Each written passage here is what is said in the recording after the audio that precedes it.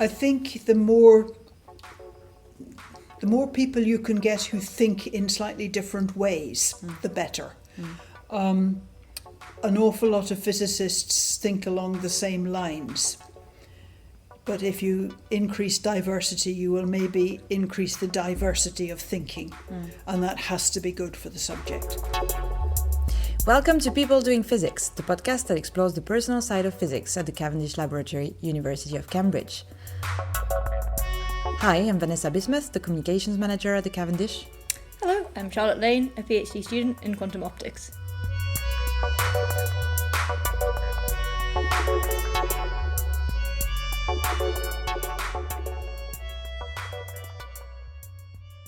Before we begin, a brief note for our listeners.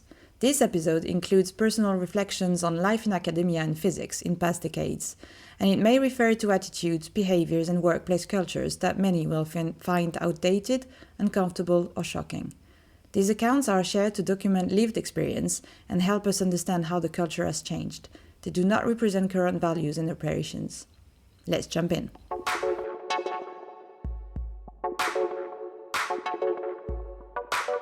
Today, we're so happy to be joined by Professor Dame Jocelyn Bell Burnell, legendary astrophysicist who made the first observations of pulsars during her PhD at the Cavendish, and went on to become a fierce advocate of diversity in science. Dame Jocelyn is visiting Cambridge to give a special talk organised by the Cambridge University Women in Physics Society for International Women's Day, and we're really excited to be able to spend time with her and ask her about her journey. We're also very happy to have Charlotte Lane here with us too. Charlotte is the chair of the Women in Physics Society and instigator of this event to co-host this episode. Welcome, Charlotte. Thank you very much for having me.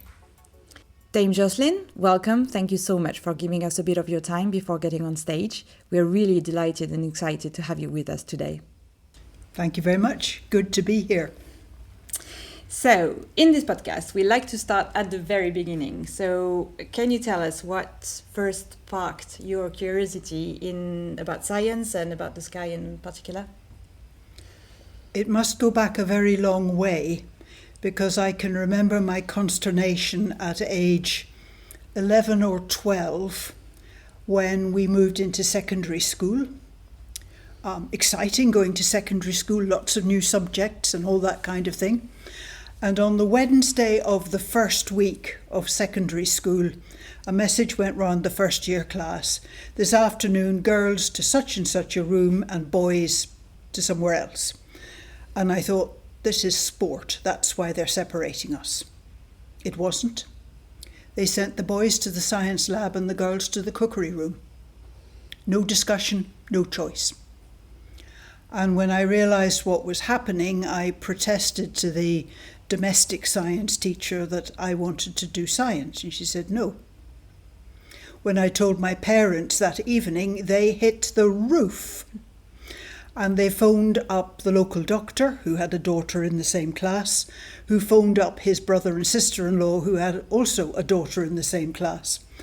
And 3 sets of parents lobbied the school, and 3 girls were allowed to do science. First girls ever in that school.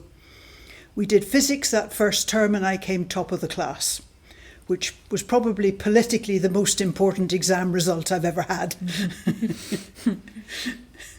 And that was actually one of my questions, is like growing up, did you have any adults around you who understood your interest and encouraged you, or did you have to create your own path? But it sounds like you had the support. Yes, my father was an architect and he often used me as his surveying assistant, you know, when they go out to measure the land where they're going to build a house and get the gradients and all that.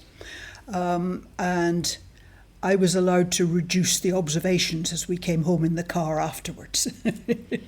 So you always had this scientific mind, this curiosity and this interest, and then you fought to be able to study it at school. But that as long as you can remember, you had that. Yes, I think so. Yes, yeah.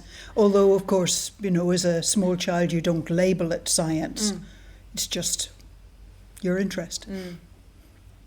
On a related follow-up question, I think fortunately nowadays there are fewer define barriers for girls entering science, but nevertheless fewer girls, say, pick to do physics A-level. What would you suggest should be done to try and encourage girls to consider scientific careers now? Yes, it's definitely a cultural thing, because in other countries the gender breakdown is different. So it's something particularly in the English-speaking countries. You find in some of the more Latin countries, for instance, that many, many more girls do science of all sorts. So it's some kind of cultural hang-up that we have as Brits, I think. I think the best thing you can do is show young girls that women, well, and their parents, show them that girls can do science very well, and can get great fun out of doing science. And just try and erode those barriers. So obviously you did your postgraduate studies in Cambridge. Can we go back to that time a little bit, and can you tell us a bit about your time when you arrived for your PhD in Cambridge here at the Cavendish? Like, how did it feel? What did it feel like socially, academically? Coming to Cambridge was quite a shock. First of all, I'd never been in the south of England, so there was a different sort of ambiance. And very quickly I discovered that there were a lot of people wandering along King's Parade, young men wandering along King's Parade, talking in terribly loud voices about what some philosopher or other had said, and debating amongst themselves. And I, A, hadn't heard of these philosophers, and B, hadn't seen this kind of behaviour before, and thought initially, my God, they're all terribly bright here, which of course is what those young men were trying to get people to think. They're all terribly bright here. I'm not bright enough. They've made a mistake admitting me. They'll discover their mistake and they'll throw me out. I now know that this is classic imposter syndrome, but I didn't know the name. Indeed, it maybe even wasn't named at that point. But I decided, and I think the decision was a good one, I decided I would work my very hardest so that when they threw me out, I wouldn't have a guilty conscience. I'd know I'd tried my best and I just wasn't good enough for this place. And of course, they never threw you out. They didn't actually throw me out, no, surprisingly. How do you think young researchers can be in general helped to feel that they belong? I know many people still struggle with imposter syndrome. What do you think is most important? What should those involved in organising opportunities for young people try and do to help the situation? Well, ideally, you'd get rid of the brash young men who go along King's Parade showing off, but I'm not sure that's achievable. So probably the next thing is at induction to say, there's some damn stupid little young men, probably from public schools, and they may scare the wits out of you, but it's sham. You are bright enough to be here. Yeah, it's some sort of like know your worth kind of statement. Yes. Yeah. So important. It can be quite hard to convince people of that, but you may need to keep saying it. And do you have any mentors or allies who made a difference at that stage? Not specifically. I was, of course, belonging, it was then called New Hall, now called Murray Edwards, was a women's college. So that was quite helpful. But I don't think there were many other people in physics, so still in a bit of a minority in that respect. But they encouraged me to be courageous, put it that way, and that was helpful. Probably there wasn't anything else they could say that was much help, but, hang in there, lass.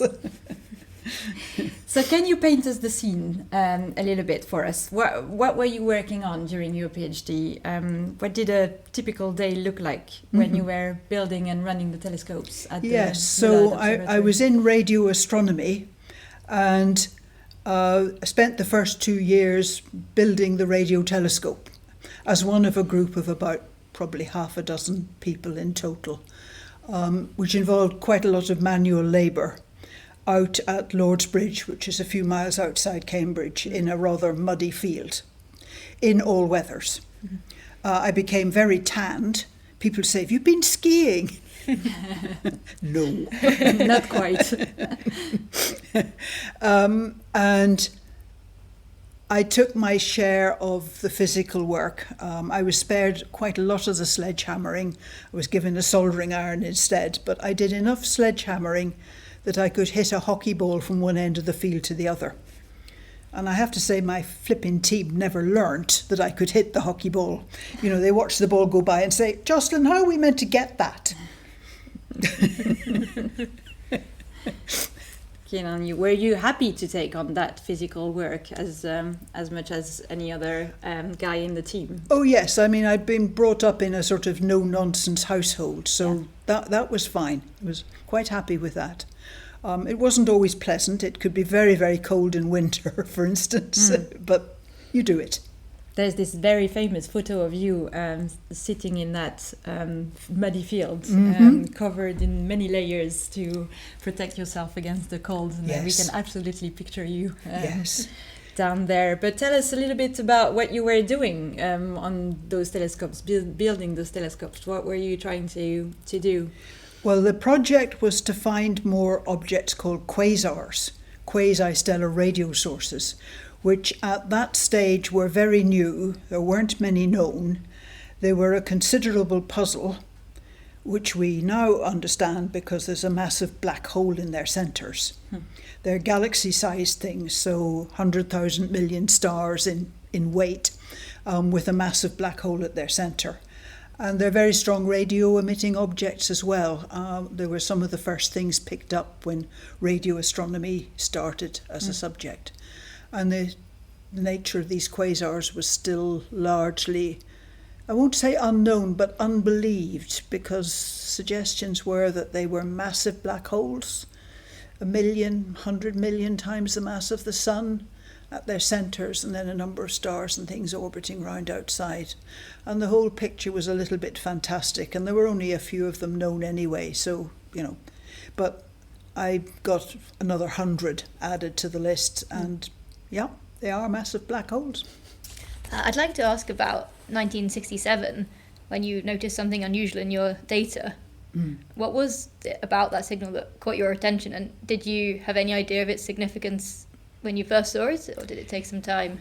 It was a very small signal. It took up about 1/4 inch on the charts, and the charts were producing about 40 foot of paper per day.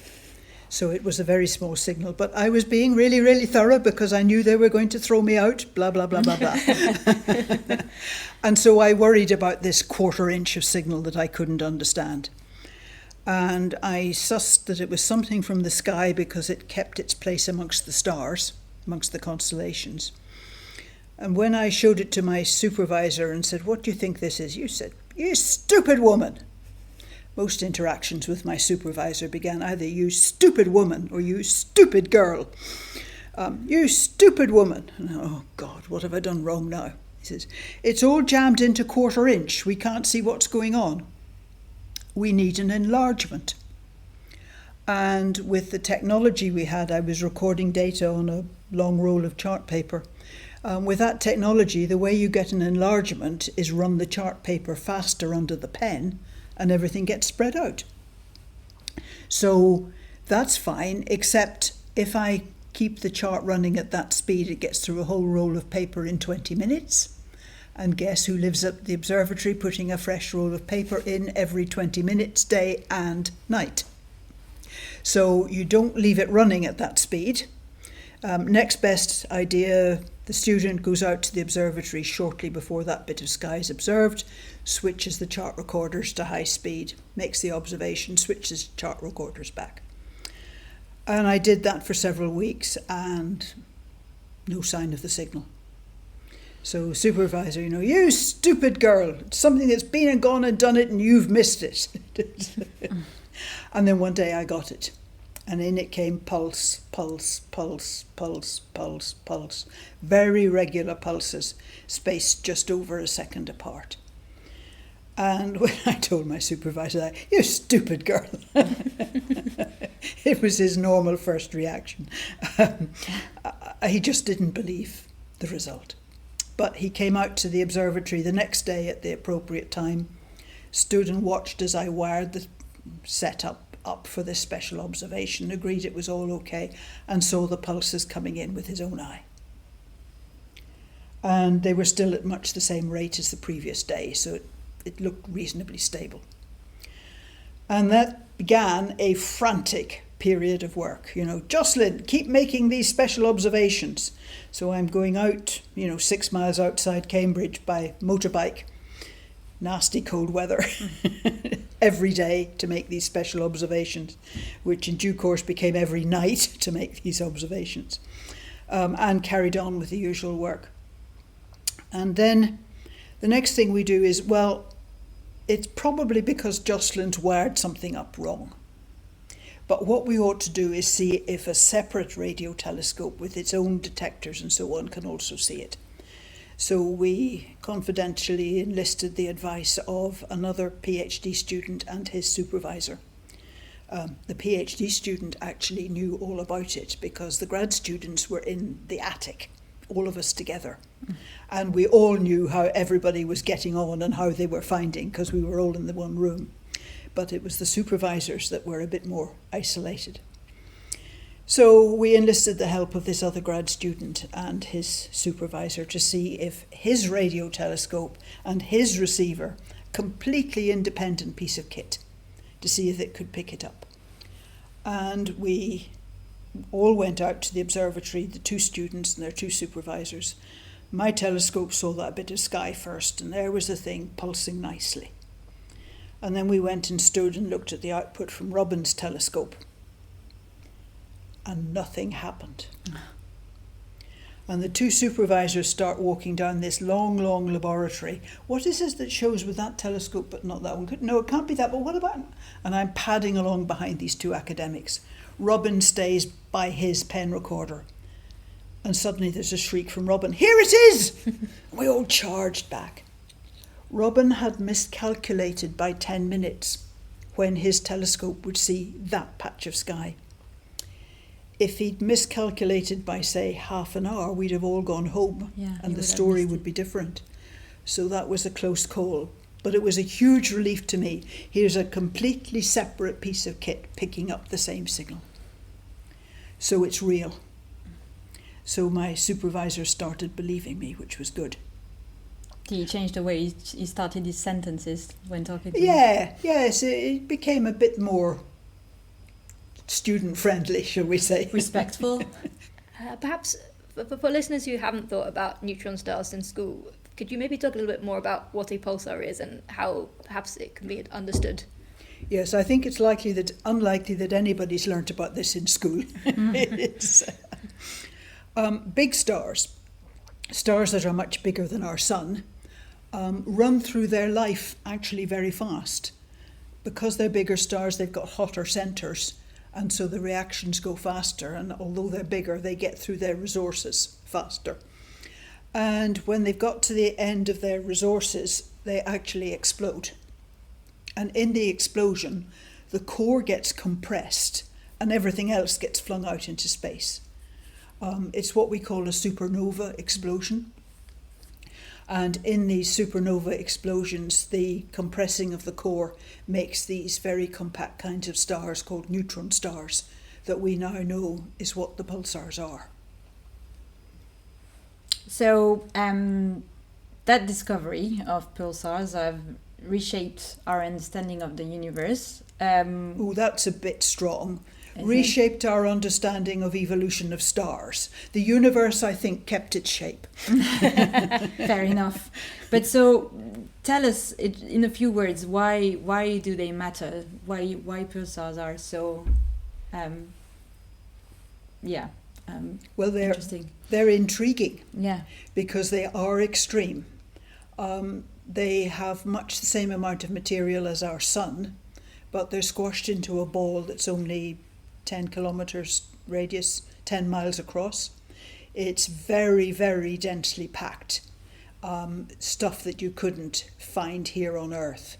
So there's a lot of interesting physics when you have that amount of material compressed into a ball that's only 10 miles across. So they're interesting from that point of view.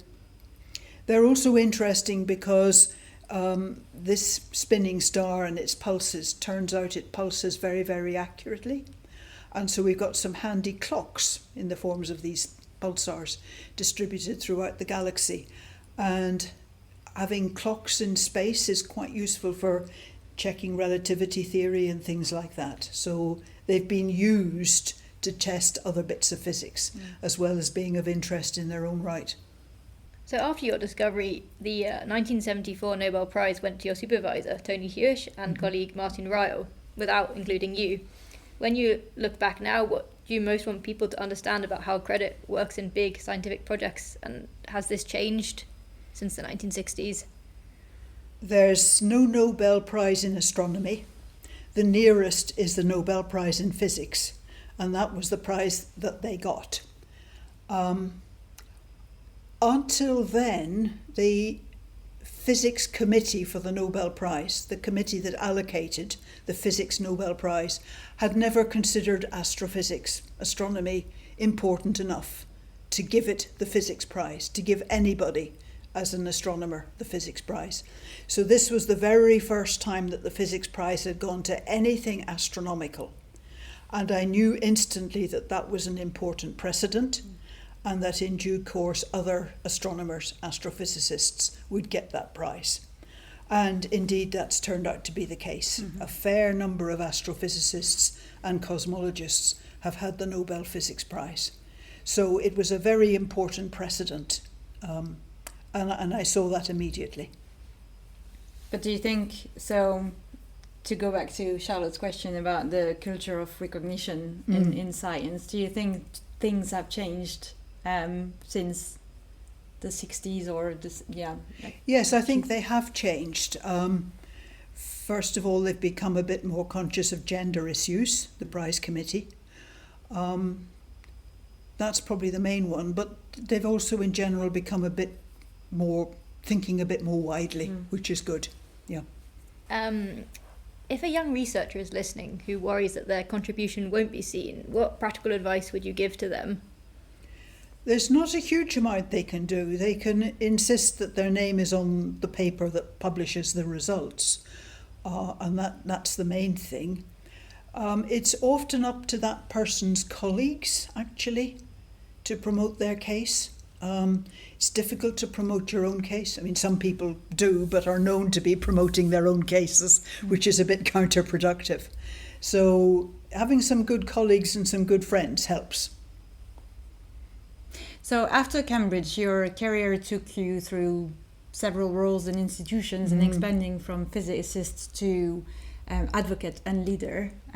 You've held major leadership roles, including president of the Royal Astronomical Society and president of the Institute of Physics, amongst many others. And you've been an outspoken, fierce advocate for women in science. Yes. I mean, probably the answer is obvious, but when did you start to feel a responsibility to help change the culture rather than just live with it? I wonder. I've not thought about that, to be honest. I quite early on joined, or was one of the initial group, actually. I was one of the initiators of a group to recognise women in science and encourage departments, university departments, to monitor how many women they had in the department and whether the women were progressing as well as the men. So this small group of women set up a project that became known as Athena Swan, and has still going. Oh yes, and still needed, and gone to other countries, which is really good as well. In the USA, for instance, it's there. It includes race as well as gender, but it's gone to many English-speaking countries. And it encourages universities and university departments to stop and ask the question, how many women do we have in engineering or in physics? And how are they progressing compared with their male colleagues? And the answers to both those questions are usually slightly unsatisfactory. So it's important that the issue of women and the success of women in engineering and science is still monitored. Indeed, and it's still strongly going, as we said, yeah. In 2018, you received the Special Breakthrough Prize in Fundamental Physics for the discovery of pulsars. Remarkably, you then chose to donate the prize money. Could you tell us a bit about why you decided to do this and what you hope will come of it? Yes, maybe something like this will happen to you or some of the listeners. You suddenly get an email message or a phone call saying, you've won $3 million or something like that. Fingers crossed. In my case, it was $3 million. It was a prize, USA prize. And then you have to think very, very quickly. They typically give you about a week before they go public. Once it's public, everybody will be contacting you with their pet projects, good, bad, and indifferent, begging for some money. So you've got a week to decide what you're doing with the money. And I have a son who's a physicist and some very good friends amongst physics. And talking with them, I was keen the money was used somehow to advance more women in physics, basically. And we ended up by asking the Institute of Physics, which is the UK's body for physicists, academic physicists, professional physicists, asking them if they would be interested in having this donation and using it to fund female grad students in physics, any branch of physics, not just astro. And surprise, surprise, they said yes. The chief executive claimed they'd been thinking of doing something like that anyway. Don't know whether that was true or not, but they certainly would have been monitoring the number of women in physics and could see that it could do with some improvement. So the Institute of Physics took on the $3 million US, which is a bit over 2 million UK pounds, and I think have put quite a bit of their own money into it as well, and have had a programme going ever since then, funding female and other minority people to do PhDs. Other minority might be disability, for example. And there's awarding something like a dozen each year, maybe more than that. And the first students are now graduating. I've been to one of their graduation ceremonies, which was great. So they've got their PhDs. And I believe it makes physics departments healthier by including more females, minorities, people with disabilities, so that physics departments aren't too dominated by white males. Maybe they still are dominated by white males, but not to the same extent as they used to be. You often said that diversity isn't just a moral issue, it also improves science. It's important to improve science itself. So is that what better science actually look like when more voices are genuinely included? I think the more people you can get who think in slightly different ways, the better. An awful lot of physicists think along the same lines. But if you increase diversity, you will maybe increase the diversity of thinking. And that has to be good for the subject. When you think about talent in science, and what do we still misunderstand about that? Especially when it gets to become a physicist, like what is? Yes, I think it's still the case in high schools in the country that physics classes will be predominantly male. So obviously there's still perception out there that it's a man's subject and maybe women can't do it. Patently not clear. I mean, patently not true. We see many physics classes where the young women do brilliantly. And that's in spite of being in a minority. So yeah, I do believe that diversity and having a diverse body of people doing something is good for that subject. Pulsars have become central objects in modern astrophysics. When you look at the field today, what surprises you most about how pulsar science has evolved since the first discovery? Well, we've learnt a lot about the insides of neutron stars, which are very, very dense. So there's been a lot of interesting developments there, some amazing ones as well. But pulsars, because they are very accurate pulsators, are wonderful instruments for the physicist. And I suspect we haven't yet exploited all of that. I think there's maybe even more to come. But it's been interesting to see how the subject has grown, developed, been used. It's exciting. So is there any big unanswered question about radio astronomy or even the universe that you personally hope that we crack in the next decade or two? I think there are questions, I think we've got the broad picture, put it that way. I think there are questions about exactly how that works out, what makes it function the way it functions. So there's still a lot of work to be done, undoubtedly, yes. Finally, to wrap things up, what advice would you give to young aspiring scientists, and in particular to those who feel that they don't quite fit the stereotype of a physicist and they're not quite sure that they belong? It's hang in there. Don't give up. Please. Thank you. Thank you. Thank you so much for your time. That was great. Thank you so much. Thank you. Thank you to Jocelyn Bell Burnell for joining us today and to Charlotte Lane for co-hosting this episode. If you'd like to learn more about what we just discussed and more generally about our work at the Cavendish Laboratory, please have a look at the show notes or visit our website. If you have any questions you would like to ask our physicists, head to social media and tag us with the hashtag #PeopleDoingPhysics. This episode was recorded and edited by Chris Brock. Thank you for listening to People Doing Physics. We'll be back soon.